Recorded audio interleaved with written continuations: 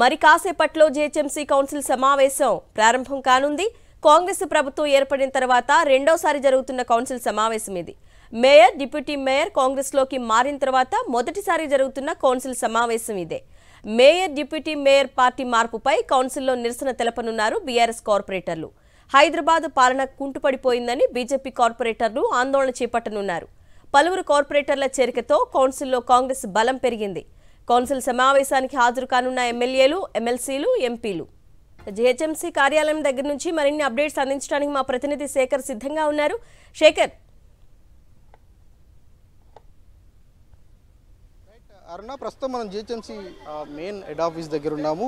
ఈరోజు కౌన్సిల్ సమావేశం జరుగుతూ ఉంది. కాంగ్రెస్ ప్రభుత్వం వచ్చిన తర్వాత ఇది కాంగ్రెస్లోకి మేయరు, డిప్యూటీ మేయర్ వెళ్ళిన తర్వాత కాంగ్రెస్ ప్రభుత్వం వచ్చిన తర్వాత రెండో కౌన్సిల్ సమావేశం అని చెప్పుకోవాలి. ఈ కౌన్సిల్ సమావేశంలో బీజేపీకి సంబంధించినటువంటి కార్పొరేటర్లందరూ కూడా డ్రైనేజీలకు సంబంధించినటువంటి వ్యవస్థ సరిగ్గా లేదు, చెరువుల పూడికతీత సరిగ్గా లేదు అన్నటువంటి అంశం మీద పెద్ద ఎత్తున కూడా ఆందోళన చేస్తున్నటువంటి పరిస్థితులు ఉన్నాయి. వీళ్ళని మాట్లాడించేటువంటి ప్రయత్నం చేస్తాం.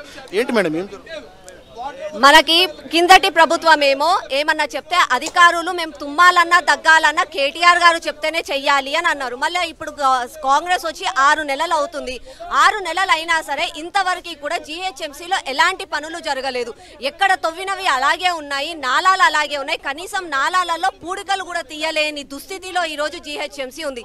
మేయర్ గారికి, రేవంత్ రెడ్డి గారికి కేవలం వాళ్ళ పార్టీలోకి ఎవరిని తీసుకోవాలి, వాళ్ళు ఎలా వాళ్ళని ఆకర్షణ చేయాలన్న దాని మీదనే ఉంది. కానీ ప్రజలు పన్నులు కడుతున్న ప్రజలకు మాత్రం ఒక్క పని కూడా చేయాలని మాత్రం లేదు.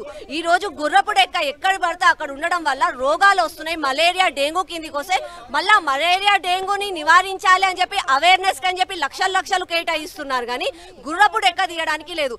మా సరూర్ నగర్ చెరువులో గుర్రపుడెక్క తీయడానికి మిషన్ లేకపోతే తాడ్లేసి వలలేసి గుంజుతున్నారు. అట్లాంటి దుస్థితిలో ఈ రోజు జీహెచ్ఎంసీ ఉంది. మేయర్ గారికి, రేవంత్ రెడ్డి గారికి కేవలం వాళ్ళ పార్టీలో ఎవరిని గుంజుకోవాలని కాకుండా ప్రజల కోసం ఆలోచిస్తే బాగుంటుంది. బీజేపీకి సంబంధించినటువంటి కార్పొరేటర్లు నిరసన చేస్తున్నటువంటి పరిస్థితులు ఉన్నాయని చెప్పుకోవాలి. ఇంకా బీఆర్ఎస్కి సంబంధించినటువంటి కార్పొరేటర్లు అట్లాగే ఎమ్మెల్యేలు కూడా ఇక్కడికి రావడం జరిగింది. ఈరోజు కౌన్సిల్ సమావేశంలో పెద్ద ఎత్తున కూడా నిరసన చేసేటువంటి మరిశేఖర్ ఎమ్మెల్యే ఉన్నారు. ఇవాళ అక్రమ నిర్మాణాలు బాగా పెరిగిపోయినాయి. దాన్ని అరికట్టే నాదుడు లేడు. కౌన్సిల్లో అంటే సర్కిల్ ఆఫీసులలో చాలా అవినీతి ఎక్కువైపోయింది. అధికారులలో వాళ్ళని ఎవరు అడిగే దిక్కే లేకుండా పోతుంది. అదేవిధంగా డిపార్ట్మెంట్స్ మధ్యలో సమన్వయం లేకుండా పోవడం మనం చూస్తున్నాం. ఒక పని ఆగిపోతుంటే ఇంకో డిపార్ట్మెంట్ వాళ్ళు ఓ పోల్ తీయాలనో, ఓ డ్రైనేజ్ చేయాలనో అని చెప్పి పనులన్నీ ఆపేస్తున్నారు. వాళ్ళకు అసలు సమన్వయం లేకుండా ముందుకెళ్తున్న సందర్భం కూడా అక్కడ కనిపించడం జరుగుతుంది. బీఆర్ఎస్కి సంబంధించి కావచ్చు, అట్లాగే బీజేపీకి సంబంధించినటువంటి కార్పొరేటర్లు ఆందోళన చేస్తున్నటువంటి పరిస్థితులు ఉన్నాయని చెప్పుకోవాలి. జీహెచ్ఎంసీ పరిధి మొత్తంలో ఎక్కడా కూడా డ్రైనేజీకి సంబంధించినటువంటి వ్యవస్థ కావచ్చు, చెరువుల పూడికతీతకు సంబంధించినటువంటి అంశం ఎక్కడ పట్టించుకోవట్లేదు అన్నటువంటి విషయాన్ని కార్పొరేటర్లంతా కూడా డిమాండ్ చేస్తూ ఉన్నారు. ఈరోజు మేయర్కు సంబంధించినటువంటి మార్పు, అట్లాగే డిప్యూటీ మేయర్కు సంబంధించినటువంటి మార్పు మీద పెద్ద ఎత్తున కూడా బీఆర్ఎస్ పార్టీకి సంబంధించినటువంటి పార్టీ నాయకులు ఆందోళన చేసేటువంటి అవకాశాలు ఉన్నాయి. చూడాలి. ఈరోజు కార్పొరేటర్ శ్రవణ్ ఉన్నారు, బీజేపీ కార్పొరేటర్. ఏం జరుగుతుంది జీహెచ్ఎంసీ?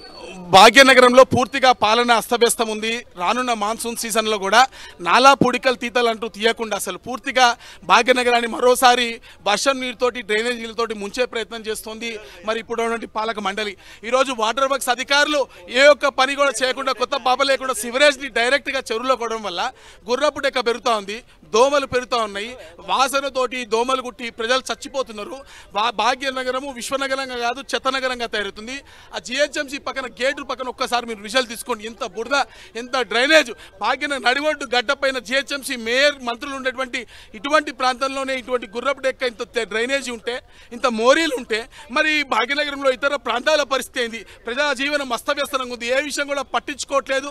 ప్రజల గురించి అసలు ఏ పనులు కూడా వాటర్ వర్క్స్ అధికారులు జీహెచ్ఎంసీని అయితే జీహెచ్ఎంసీ డబ్బులు ప్రతి నెల 8 కోట్ల రూపాయలు తీసుకుంటున్నారు. కానీ మరి జీహెచ్ఎంసీలో ఉన్నటువంటి ప్రజలకి ₹1 కూడా పని చేయట్లేదు. మరి జీహెచ్ఎంసీ అసలు వాటర్ వర్క్స్ వాళ్ళు ఎవరికి రెస్పాన్సిబుల్గా ఉన్నారు, ఎవరికి ఆన్సరబుల్ ఉన్నారు? దానికి చైర్మన్ ముఖ్యమంత్రి గారు వెంటనే సమీక్ష పెట్టాలి. వాటర్ వర్క్స్కి నిధులు మంజూరు చేయాలి, ఎస్టీపీలు పెట్టాలి, వెంటనే ఈ మురికి నీటిని శుద్ధి చేయాలని మేము డిమాండ్ చేస్తున్నాం. సంబంధించినటువంటి కార్పొరేటర్లు, బీఆర్ఎస్కి సంబంధించినటువంటి కార్పొరేటర్లు కూడా వచ్చారు. ఏంటి మేడం ఏం చెబుతున్నారు? పార్టీ డిప్యూటీ మేయర్ మారారు, మేయర్ మారారు, మేయర్ డిప్యూటీ మేయర్ విషయం అయితే మీ అందరికీ తెలిసిన విషయమే. ఇక్కడ కార్పొరేటర్స్ అందరం బీఆర్ఎస్ తరపు నుంచి మేము అందరం కూడా ప్రతి ఒక్క కార్పొరేటర్ మాకు మేయర్ కావాలని మేము మేయర్ని ఎన్నుకున్నాము. ఆ విషయం మీ అందరికీ తెలిసిందే.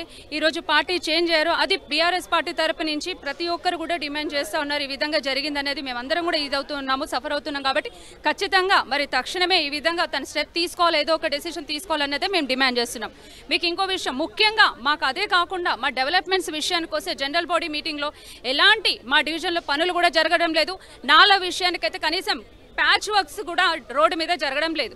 ప్యాచ్ వర్క్ అడిగితే స్ట్రైక్ అంటారు, కాంట్రాక్టర్స్కి బిల్స్ లేవు, లైట్లకు అడిగితే బెండింగ్ పైప్స్ లేవంటారు, న్యూ ఎల్ఈడి లైట్స్ కూడా లేవని అంటారు. దీనికి ఇమీడియట్గా మాకు ఏంటి దాని జవాబు చెప్పడానికి మేము ఈరోజు కౌన్సిల్ సమావేశంలో అటెండ్ అవ్వడం జరుగుతుంది. మాజీ మంత్రి అట్లాగే సనత్ నగర్కి సంబంధించినటువంటి ఎమ్మెల్యే తలసాని శ్రీనివాస్ యాదవ్ కూడా ఈ రావడం జరిగింది. కార్పొరేటర్లకు సంబంధించి అట్లాగే ఎమ్మెల్యేలకు సంబంధించినటువంటి నేతలతో ఆయన మాట్లాడుతూ ఉన్నారు. రాబోయేటువంటి ఈ కౌన్సిల్ సమావేశంలో ఎట్లా ఉండాలి, కార్యాచరణ ఏంటి అన్నటువంటి అంశం మీద ఆయన మాట్లాడుతూ ఉన్నటువంటి పరిస్థితులు ఉన్నాయి. ఎందుకంటే మేయర్ డిప్యూటీ మేయర్ మార్పుకు సంబంధించినటువంటి విషయం మీద చాలా ప్రతిష్టాత్మకంగా తీసుకున్నటువంటి బీఆర్ఎస్ పార్టీ ఎమ్మెల్యేలందరికీ కూడా ఒక విప్ జారీ చేయడం జరిగింది. ఖచ్చితంగా ఎమ్మెల్యేలు, నగరానికి సంబంధించినటువంటి ఎమ్మెల్యేలంతా కూడా హాజరు కావాలంటూ విప్ జారీ చేసిన నేపథ్యంలో ఎమ్మెల్యేలంతా కూడా వచ్చారు. వాళ్ళంతా కూడా మాట్లాడుతున్నటువంటి పరిస్థితులు ఉన్నాయి. ఎమ్మెల్యే గారు ఏంటి నెక్స్ట్ కార్యక్రమం? హాయ్, ముఖ్యంగా జిహెచ్ఎంసీ పరిధిలో ఉన్నటువంటి అన్ని నియోజకవర్గాల ప్రాంతాల్లో ఈరోజు జిహెచ్ఎంసీ యంత్రాంగం అంతా కూడా పనితనం అంతా కూడా కుంటుపడిపోయింది. ఈరోజు ప్రభుత్వము కాంగ్రెస్ పార్టీ ముఖ్యమంత్రి రేవంత్ రెడ్డి గారు జిహెచ్ఎంసీ పైన ఆధిపత్యం చేయడానికి ప్రయత్నం చేస్తున్నారు, చాలా స్పష్టంగా అర్థమవుతున్నది. మరి కాంగ్రెస్ పార్టీకి సరైన కార్పొరేటర్స్ లేని పరిస్థితిలో మరి మేయర్ గారిని, డిప్యూటీ మేయర్ గారిని మరి వారి పార్టీలో చేర్చుకొని మరి మెజారిటీ లేకుండా కూడా నిర్వహించే ప్రయత్నం చేస్తూ ఉన్నారు. దాంతోపాటు రాజకీయాలకే ప్రాధాన్యత ఇస్తూ ప్రజా సమస్యలు పరిష్కరించడంలో గత ప్రభుత్వం ఎన్నో ప్రతిష్టాత్మక తీసుకున్న ప్రాజెక్టులన్నింటి కూడా మరి ముందుకు తీసుకెళ్లకుండా కొత్త ప్రాజెక్టులు ఏం తీసుకొస్తారో చెప్పకుండా మరి ప్రజలందరినీ కూడా అయోమయ పరిస్థితులు నెట్టేస్తుంటే పరిస్థితి చాలా స్పష్టంగా కనపడుతూ ఉన్నది. మరి దీన్ని మరి ప్రజలందరూ కూడా వేచి చూస్తూ ఉన్నారు, అడుగుతూ ఉన్నారు. ఈరోజు కార్పొరేటర్కి సంబంధించినటువంటి నిధులు మరి ఏమి లేవు. ఈరోజు వారి సమస్యలు పరిష్కరించడంలో మరి నామమాత్రంగా తూతు మంత్రిగా ప్రజావాణి పెట్టినారు, ప్రజావాణికి నిధులు లేవు. కాబట్టి ఇలా చాలా సమస్యలు ఇక్కడ స్థానికంగా ప్రజలు ఇబ్బంది పడుతూ ఉన్నారు. ఇక్కడ ప్రజాప్రతినిధులు వెనుకబడినటువంటి కార్పొరేటర్స్ ఇబ్బంది పడుతూ ఉన్నారు. మరి శాసనసభ్యులుగా మేము కూడా మరి కార్యాలయాలకి మరి ఉత్తరాల ద్వారా కానీ నిధులు కేటాయించమని కోరినప్పుడు నిధులు లేవని చెప్తా ఉన్నారు. మరి ఎప్పుడు నిధులు వస్తాయో కాబట్టి చాలా కన్ఫ్యూజన్ స్టేట్లో జిహెచ్ఎంసీ ఉన్నది. హైదరాబాద్ నగరం అంతా కూడా అస్తవ్యస్తంగా ఈరోజు అన్ని కోణాలు మేము గతంలో ప్రతిష్టాత్మకంగా స్ట్రాటజిక్ రోడ్ డెవలప్మెంట్ ప్రోగ్రామ్ తీసుకొచ్చాం, ట్రాఫిక్ సమస్య నియంత్రించడానికి. స్ట్రాటజిక్ నాలా డెవలప్మెంట్ ప్రోగ్రామ్ తీసుకొచ్చాం, ముంపు ప్రాంతాల నుంచి కాపాడడానికి. ఆ ప్రాజెక్ట్స్ పరిస్థితి ఏంది ఇప్పుడు అర్థం కాని పరిస్థితుల్లో ఉంది. కొత్త ప్రాజెక్టులు ఎప్పుడు తీసుకొస్తారో చెప్పాలి పరిస్థితులు ఈరోజు ప్రభుత్వం లేదు. ప్రభుత్వం ప్రతి దానిపైన దీనిపైన ప్రజాప్రతినిధులు లేరు. ఇక్కడ కాంగ్రెస్ పార్టీకి ఎమ్మెల్యేలు లేరు, కాంగ్రెస్ పార్టీకి ఎంపీలు లేరు, కాంగ్రెస్ పార్టీకి కార్పొరేటర్స్ లేరు. కాబట్టి దాన్ని కక్ష పెట్టుకొని ఈరోజు హైదరాబాద్ నగర ప్రజలపైన కక్ష తీర్చుకునే ప్రయత్నం మరి కాంగ్రెస్ పార్టీ చేస్తుంది స్పష్టంగా అర్థమవుతుంది. కాబట్టి దీన్ని ప్రశ్నించాల్సిన అవసరం మా అందరిపైన ఉంది. ప్రజలు మా పైన బాధ్యత పెట్టారు. బాధ్యత గల ప్రతిపక్షంగా తప్పకుండా మాకు ప్రజల సమస్యల పరిష్కారం కావాలా, ప్రజలకు చేపట్టినట్టు గతంలో వచ్చిన ప్రతిష్టాన ప్రాజెక్టులు ముందుకు తీసుకెళ్లాలా. దీనిపైన మరి స్పష్టత కోరాల్సిన అవసరం ఉంది. తప్పకుండా బాధ్యత గల అపోజిషన్ పార్టీగా డెఫినెట్లీ మా పదవికి పోల్చడానికి రెడీ ఉన్నాము. మొత్తానికి బీఆర్ఎస్ పార్టీకి సంబంధించినటువంటి కార్పొరేటర్లు, ఎమ్మెల్యేలు, ఎంపీలంతా కూడా అటెండ్ అవ్వనున్నారు. అట్లాగే అన్ని పార్టీలకు సంబంధించినటువంటి పార్టీ కార్పొరేటర్లు కూడా అటెండ్ కాబోతున్నారు. మరికొద్దిసేపట్లోనే కౌన్సిల్ సమావేశం స్టార్ట్ కాబోతుంది. Right Shekhar, thanks for the details.